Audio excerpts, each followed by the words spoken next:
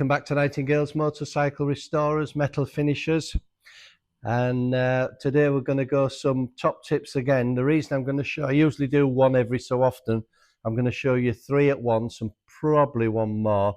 But the reason is we've got quite a big video coming up. And as I say, when I start restoration. So we're going to show beginner's guide to motorcycle restoration.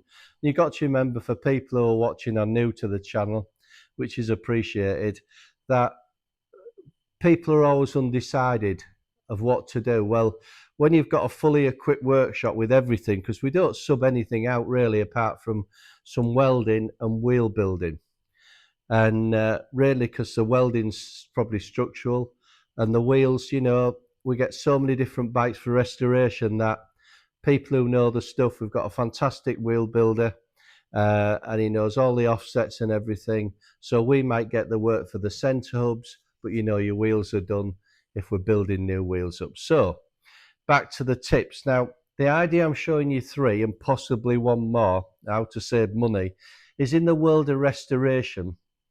If we were spraying your everyday brands when a bike comes in, don't get me wrong, you still need these products, because what I'm making up is a formula which for years, you know, we've done again, and it's a way of saving some money, but we couldn't run restoration. I'm also going to get on about restoration, that restoration, a classic of every video I say, is mainly, we used to have probably 8-9 stands in here with bikes on. Nowadays, we're one waiting for one coming in, because the restoration side, when you get a restorer, a business to do it, is only, you know, 1% of the cake, really. But what we're always appealing to, everything we do on a daily basis, is restoring parts to an high standard, or a plan B, as I always say, for you at home watching. And there's a lot you can do at home, and I always say, if you do it, fantastic. And you know, you're saving money all ends up. But this video, the next one, is going to be a real long one. Plus, we finally got the stickers arrived, so they'll be on the next video. You can get some of them free of charge. We've got another product coming in, which we're going to give out, going to be free of charge to subscribers. As I say, we're based in Scarborough, North Yorkshire, 01723 370 399. And what I'm going to show you today is the first product which you can make up at home for when you're all the time restoring motorcycles or just in general working on things. So along the lines with things I've done in a lifetime of working in different positions, has been involved with some really major players in chemistry. And maybe at the end of this video, I might just show you one of a motorcycle cleaner. I ain't going to go too deep into it. It's one I had many years ago. We stopped it because of time, really. But I'm going to show you a few different ways and what goes on in the industry. So the first one I'm going to show you is the everyday penetrating oil, right? So basically, if we were in a workshop in restoration and something comes in, you're going to wear in this restoration video, which I think it's going to be the next one, 2-part, because I'm going to take you right back to about 75, 76 to bikes and mopeds, and kind of the switch over from the British bikes to the Japanese, what I saw, and a general laugh and a joke and about certain machines, which is, it's only like banter at the end of the day. Them machines are probably going to take Mick out in the early days. I wish I had them all lined up in here now. So, right, so the first one, a penetrating oil, right? So an everyday nut, soaker, anything to release anything, to make it up yourself, right? So we'll base it on a litre bottle at home, right? Because just remember, when it's anything in aerosol or sol form, it's wasting. So it's trigger form and spraying, though you'll always need them in your workshop. I'm just trying to say, when you, the projects I'm going to go into in the next video are quite heavy. So a penetrating oil. So right, so approximately a litre bottle. So what I'm saying to you is, right, the first product, you'll hear me go on about different things in the workshop, but one I use again is acetone, right? So what we'll do is, we'll say that's the litre line. We'll go 50% of acetone into there. And then the next thing you want is some ATF, automatic transmission fluid. The cheapest one you can buy, right? It's thin, very thin, right? So ATF, right? Automatic transmission fluid. 50% of acetone, 50% of automatic transmission fluid, right? So we can have a close-up of that. I put them on there, so you might just, if you're zooming back in and watching the video. So that's pretty easy. So all you've got to remember is when you come to it sometimes, it might just separate. So you just shake it and then put a conventional spray on it and use it for penetrating oil. So that's because sometimes we're wetting a bike down when you get it in first off and giving it a good soak and trying to get everything loosened up so we don't round nuts off. So right, we'll go on to the next one. So I'm basing this on an engine degreaser. Now the only thing I'd say with this is, like any engine degreasers, we're putting it on and we're letting it soak. Take the thick off, it's like a motorcycle bike cleaner. If you don't take the mud off or the muck off it off an off-road bike, you're just wasting your chemical on mud. You know, there isn't something out there what gets past mud. You've got to rinse the mud off to get to the substrate, hence the bike frame. So same with this, once you've left it on a few hours, it'll break down and just rinse it off. It just neutralizes it. So right, motorcycle engine degreaser or car engine. Right, so the first thing we're going to do is, it's an easy one this as well. I'm basing this, I've split it up and I put it on the back, so I'll zoom in again. I'm basing it on making it a litre, so we'll go 40% ammonia, household ammonia, which you can buy off any of the internet site for peanuts, right? Straight up, 40%. 40% of water, right? And then 20% of neutral detergent, washing up liquid. So that'll make you a litre up, right? Litre of engine degreaser. So again, 40% ammonia, 40% water, and 20% to a litre. And then you can put it on, again, a conventional trigger.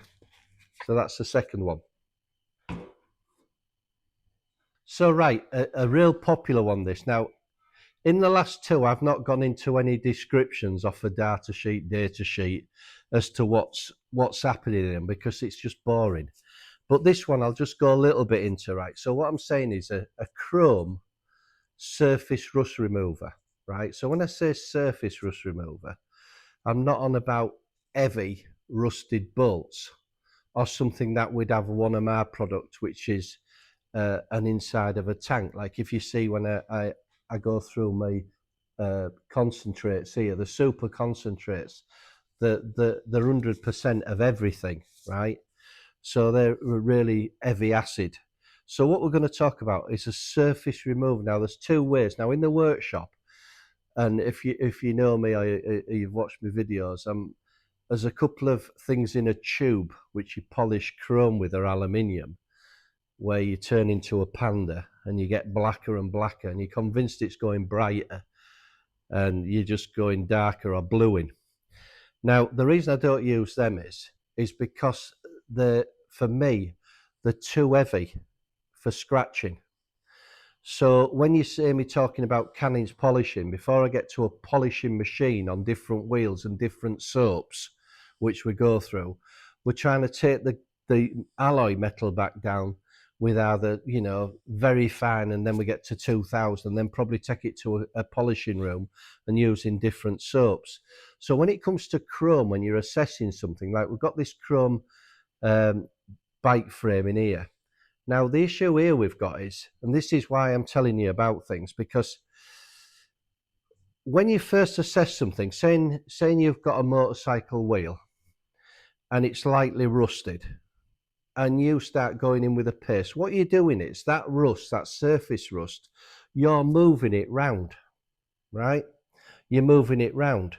So you're scratching anything, just let's pretend it's a really soft metal, and you'd be scratching it. So you're starting to put tram lines in it before you've even done anything.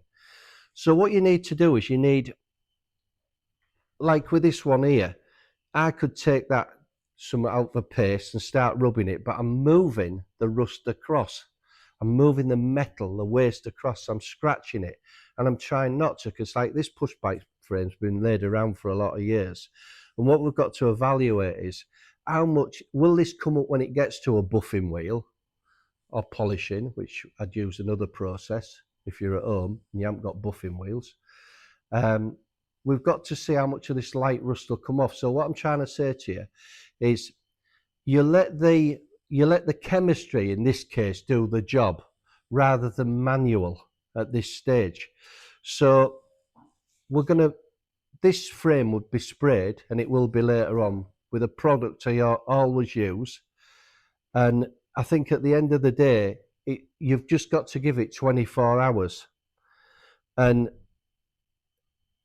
let it just penetrate into it and slowly evaporate. Now, it's not heavy. It works on about 4 to 5% of chemistry, of chemical.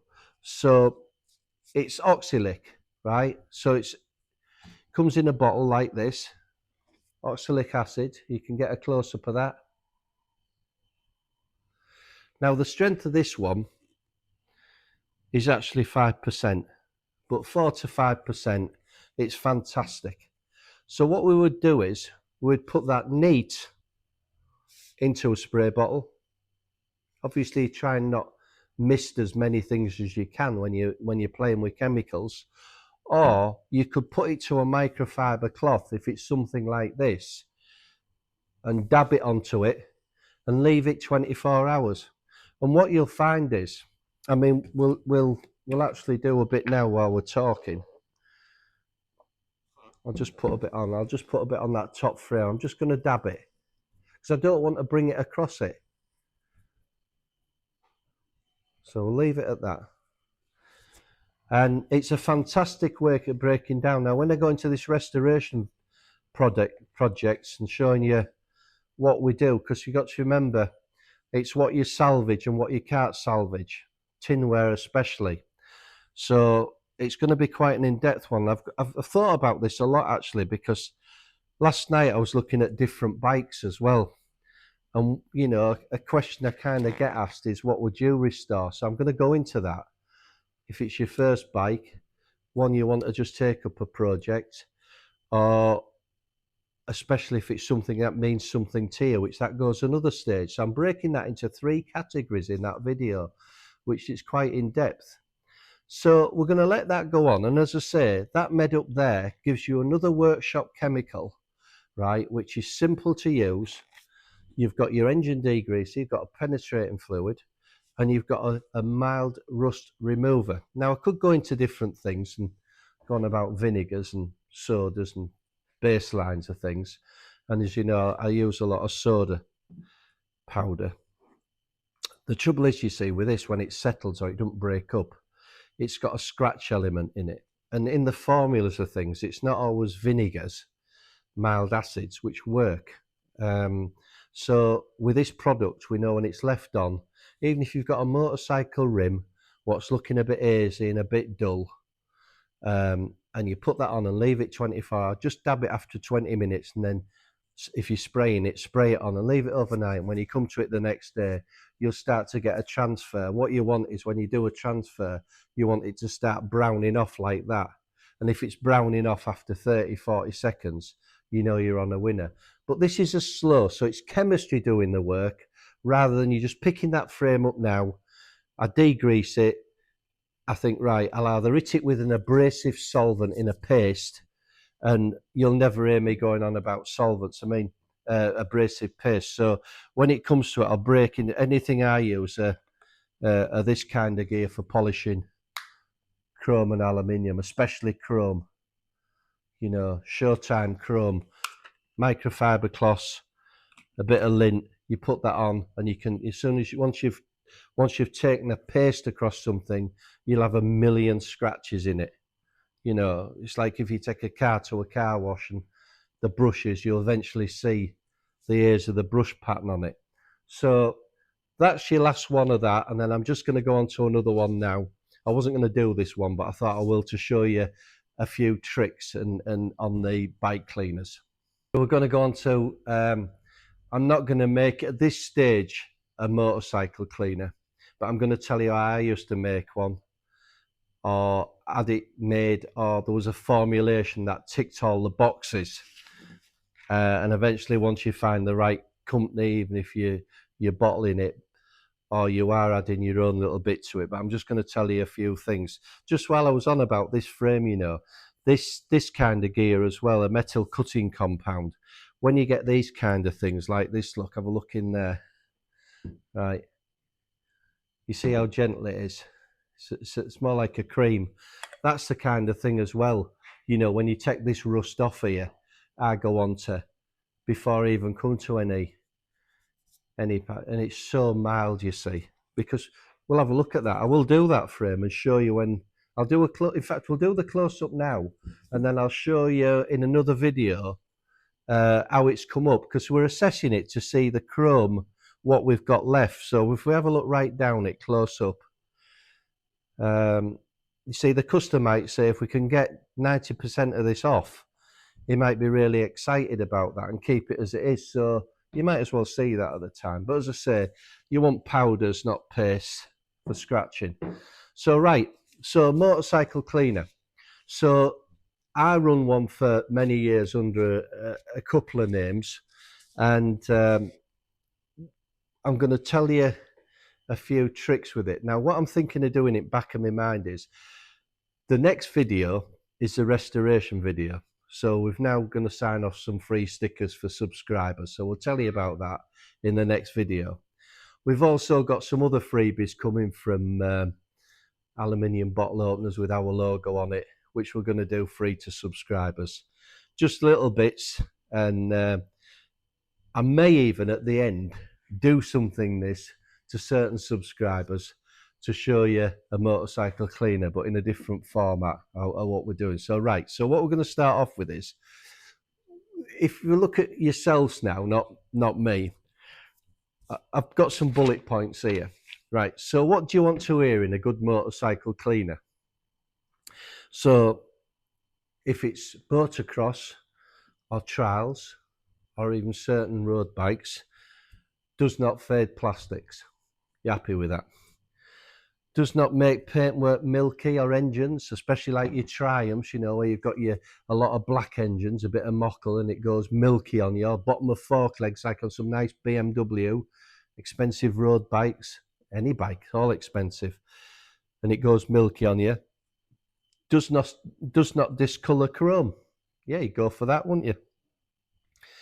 iPhone, you'd like to wear that.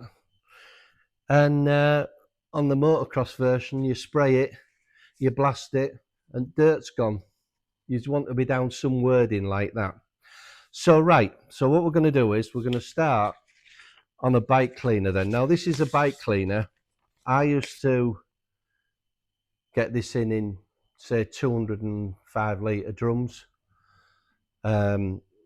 We had a Pacific colour with this, because colouring's only a colouring. You can have what you want. You can have it, you know, slaphead, cream, skin, whatever, black, brown. Pink's a good one. Yellow's the most popular one, I think. Maybe the reds, pinkish ones. So you can have it what you want. So we aren't worried about that, but I'll show you that in a minute. And then I'm going to show you a few tricks. So we'll go straight on to the first part of it now. So we're gonna start backwards with this one. So we know what we want out of a motorcycle cleaner, right? And we know what the customer wants across the broad spectrum, because if you just did one for motocross, which you can do the same one and bottle it in different things. But so we take these. Now I used to buy these in pallet rates and triggers and different things. So you get a bottle and you've got your costings bottle, and you've got a label, like I have my labels, all costings, a cap, triggers, coloured cap, a cardboard box, or it's on a shelf in a motorcycle shop. Now I wasn't going to do this one, but I think I'm going to still roll with it. So what we're going to take first off with them, we're going to take a couple of products. You know one of them, because one of them's water. And we're going to take a solution. Now, when it comes to eco-friendly chemicals, and you're making, if you wanted some for your patio and you wanted a patio cleaner what didn't kill your plants or upset the paws of your cats or your dog or hedgehogs, I'd make you one. If you wanted someone in the harbour for all the boats, I'd make you an aquatic one. Or, you know, if I wanted one for making it for outside buildings. I know it's not to do with motorcycles this until we get to this bit, but I'm just telling you the basis of it. So I've got this product here which it comes in clear, and I've just put a little bit of colourant to that, only to show you here. It'll be nothing when I get it in this bottle. So we're going to start off by pouring. So we've got a bottle, we've got a label, we've got a top, we've got a trigger. So we're going to pour the chemical. Now the chemical should lie approximately anywhere from about 3 or 4 mil to 10 mil. So if you want to get close up there,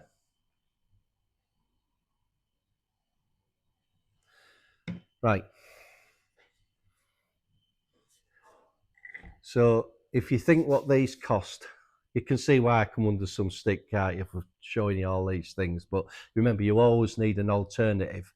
But with this kind of stuff, this was made to, I'd quite easily clean my CBX 1000 with it and think, wow, because I've got everything on there. So then we're going to add this water to it. So that's my magic line of a litre.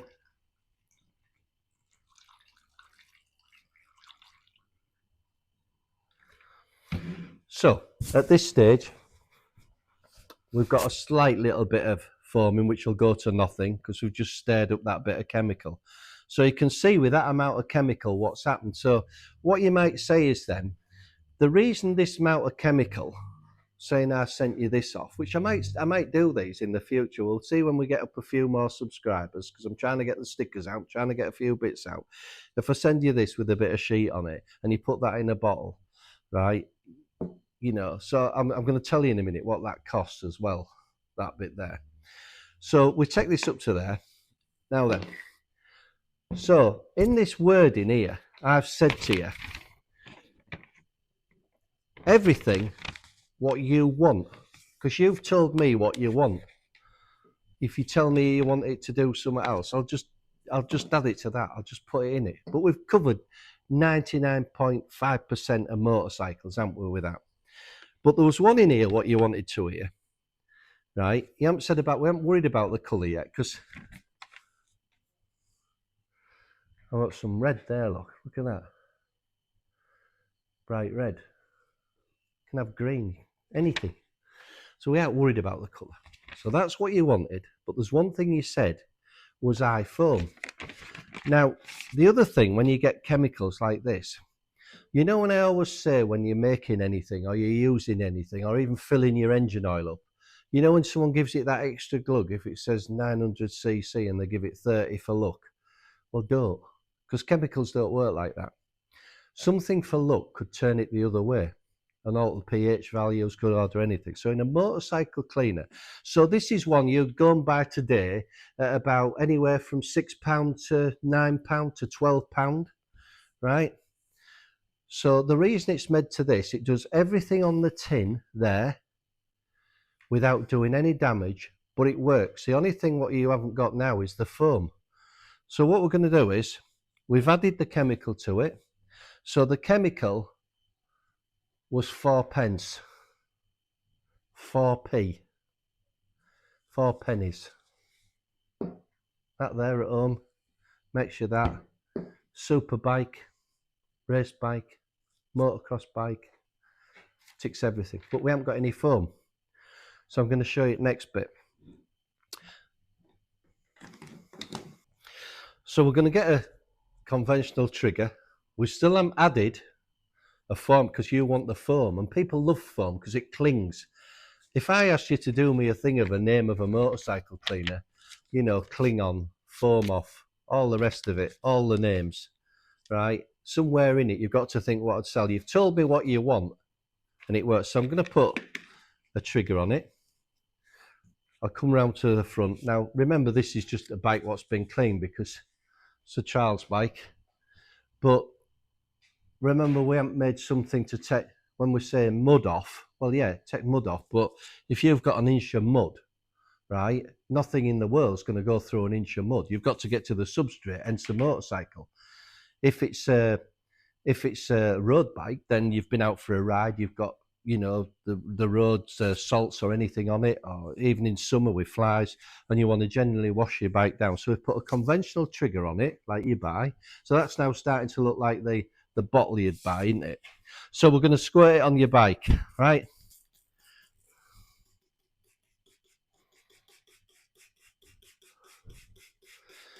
Right, so yeah, probably say something like leave for 30 seconds and you'd wipe off, and yeah, does it. But it's not exciting because you wanted the word foam. So what we do, we get rid of that trigger, we'll put this trigger on,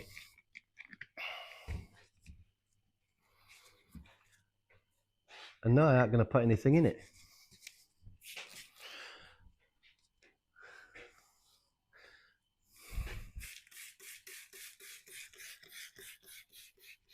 You like that, don't you?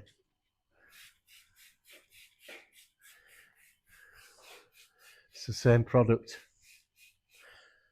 3p, but now it clings. So if you're thinking of a name of a motorcycle cleaner and you want to market this, look at that.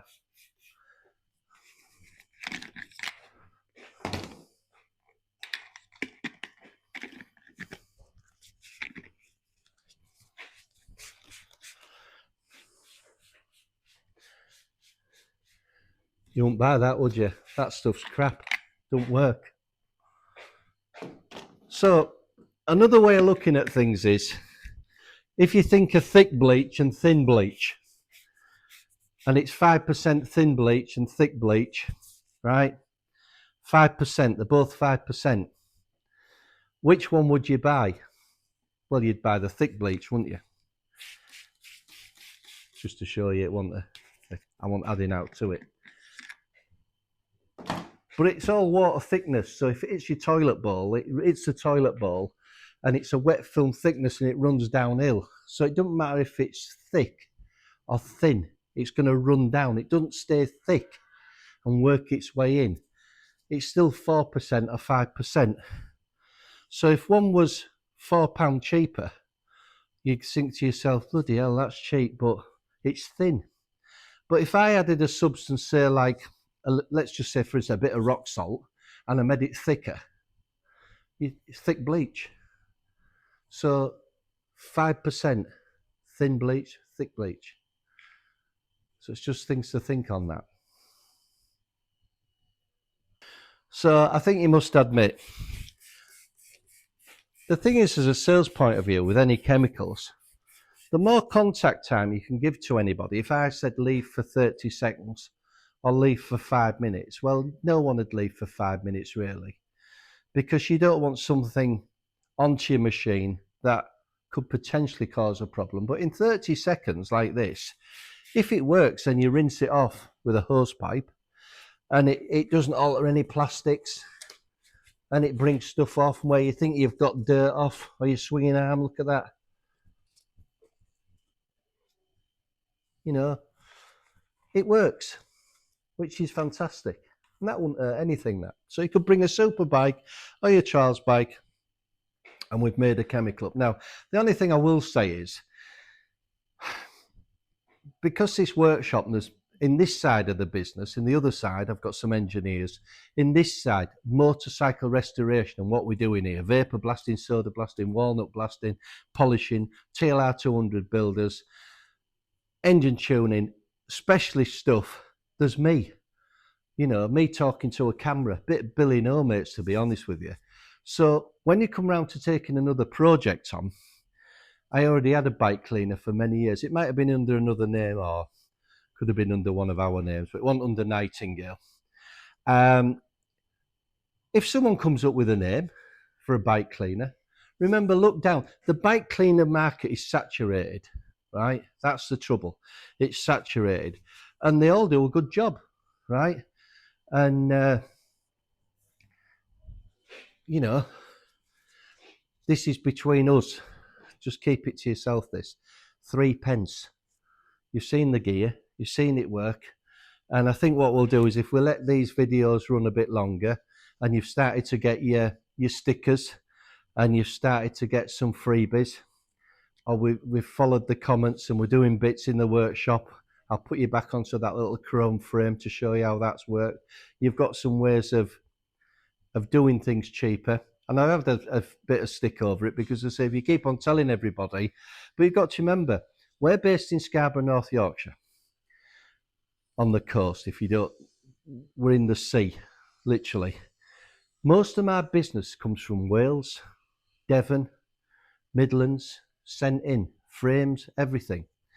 So it's never going to affect anybody, right? And these little tips were in times of where it's like, especially the next video, restoration, money's tight. And anything you can say, if I just went along and started spraying a bike with a brand product, you know, you're eating, it's costing you a fortune.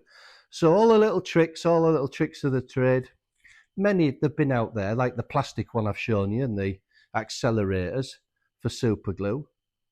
They've been around years. They're nothing new, but it's just when you're in a fully equipped workshop, you might think we've got everything, but back to basics, which I'm going to show you on the next video, they all may help. But the bike one, I might even do a few, so I'll do them like that and send you some out, because you'd be quite happy to put that in a bottle.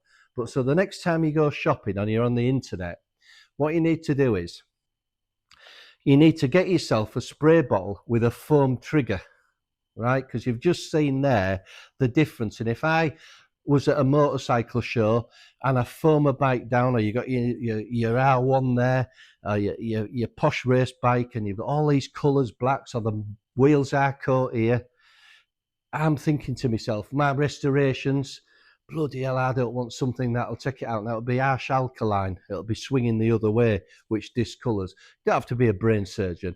If you tell me what you wanted, I'll carry on. You know, it's a data sheet and a chemist, and you can work it. It's not hard. Any of this isn't hard, but if it works, it's fantastic. This product works. There's nothing wrong with it. Still, people now say, have you got any of that bike cleaner? I haven't, but I might start it up again. But I'd like to just think now, because we've got a few younger viewers as well starting to watch, and they seem to have an interest, which is fantastic.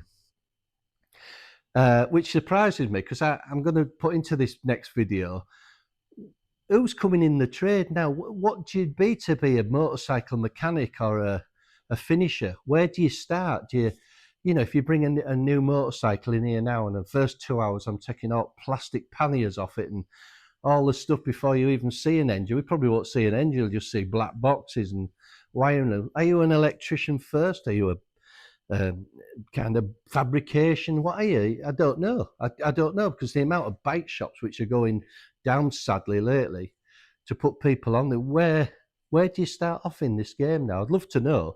The only thing I can think is I was watching something last night, and it was at one of BMW factories of cars, and you can see people come through mixed duties now, like IT, then the shop floor, then ABB robotics. So is it more assembly first, you get trained?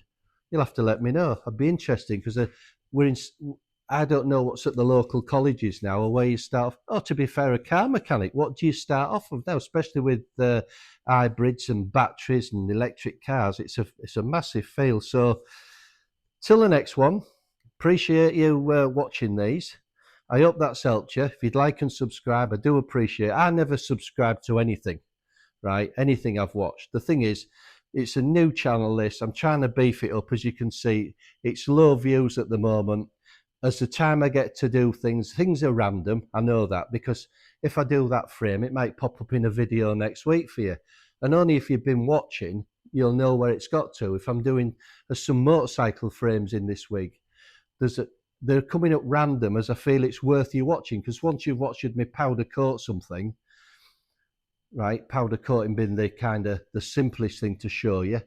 But when you get into specialist piston coating and crankshafts and all the rest of it, that gets a bit more interested. So stickers next, Then the next thing we're giving you, which are the bottle openers in aluminium and a few things. We're going to work it out today how we're going to actually get these out. So you'll just, if you subscribe, your stickers will just come out to you in the post. At the moment, you see, we've got not that many viewers, but anything we say, backing up, same as the workshop. If you've ever got any inquiries, and I'll say it every time, from the smallest project to the largest project, whatever you do, you can ring us up, you can bring it in, we'll do your test sample, let you have a look at it, because that's what restoration is. So a little bit old school, but it works for me in this workshop. So hope you enjoyed that one. You'll all be now looking at your bike cleaners thinking, my God, don't tell anyone, keep it to yourself, and I might make you some up. Or if you get one of your youngsters who we've got a name who can come up with something, a brand, because it's pretty hard when you think what you're trying to describe.